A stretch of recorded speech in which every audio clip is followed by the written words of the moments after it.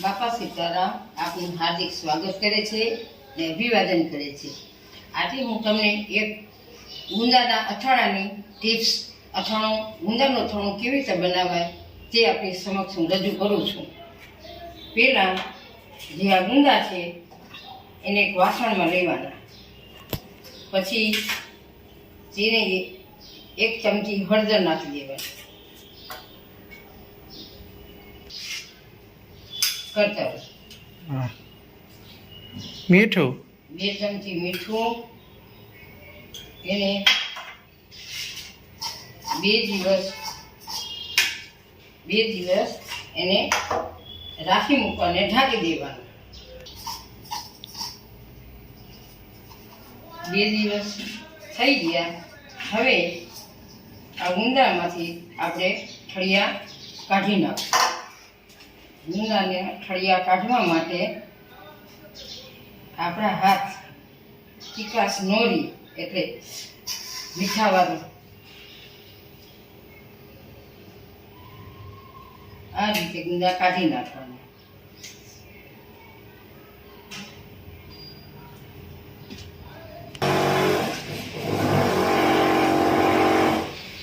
આ રીતે ઠળિયાને કાઢી નાખવાના.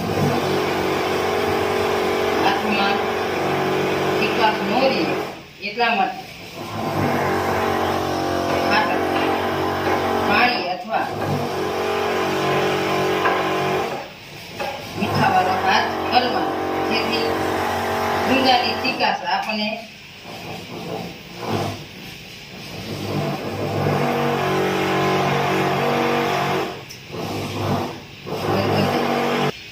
આ રીતના ઠળિયા બધા કાઢી નાખ્યા છે ગુંદામાં. હા, આ રીતે ગુંદામાંથી ઠળિયા કાઢી નાખો.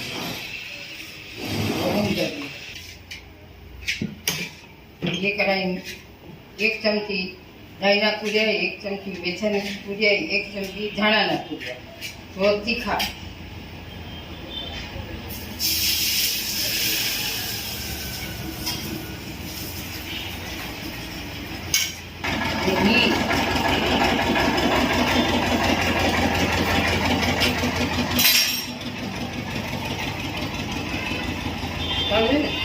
હા,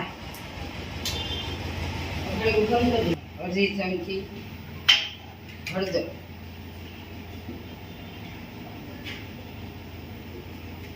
મરચું 2 ચમચી. એને બધાને મિક્સ કરી નાખવાનું.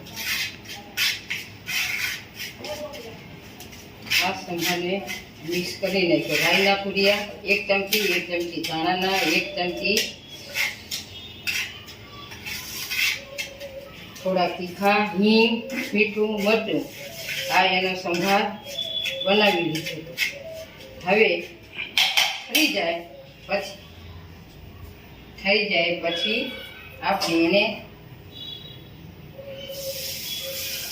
ગરમ તેલ એના ઉપર થઈ જાય બાદ પછી આપણે એને આ ગુંદા ભરવાના.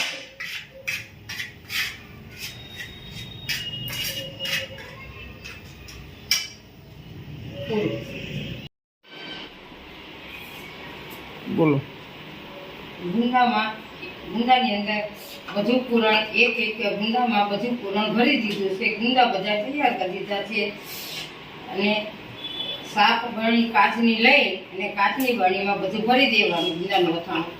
અને ગુંદાના અથાણાને તેલમાં ડૂબાડૂબ રાખવાનું. જે તેલ આપણને ઓછું પડ્યું એટલે ગરમ તેલ કરી ઠંડુ પાડી પછી અંદર તેલ નાખવાનું.